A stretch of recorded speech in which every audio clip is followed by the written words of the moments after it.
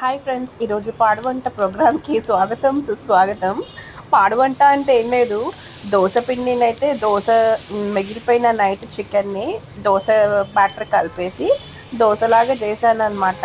చేసి దానిపైన మిగిలిపోయిన చికెన్ని వేసేసుకొని ఫోల్డ్ వేసేసుకొని తినేయడమే. సో ఇది మీరు ఎప్పుడైనా ఇలాంటి పాడు వంట చేసి ఖచ్చితంగా కామెంట్ చేయండి. కానీ టేస్ట్ మాత్రం చాలా బాగుంది. నేను ఎక్కడో కేరళలో చేస్తున్నారు, చెన్నైలో చేస్తున్నారు అని కొన్ని వీడియో షార్ట్స్ చూసి అయితే నేను ప్రయోగం చేయడం అయితే జరిగింది. మీరు ఎప్పుడైనా ఇట్లాంటి చెత్త ప్రయోగాలు చేస్తే డెఫినెట్గా నాకు చెప్పండి. బట్ ఈ టేస్ట్ మాత్రం అదిరిపోయిందనమాట.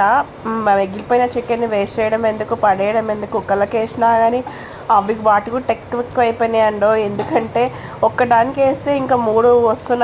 ఎందుకులే వాటి మధ్యలో ఫైటింగ్ అని చెప్పేసి ఇంకా మిగిలిపోయిన చికెన్తోనైతే ఈ విధంగా దోశ చేసి మా ఆయనకైతే పెట్టడం జరిగింది. Thank you so much for watching.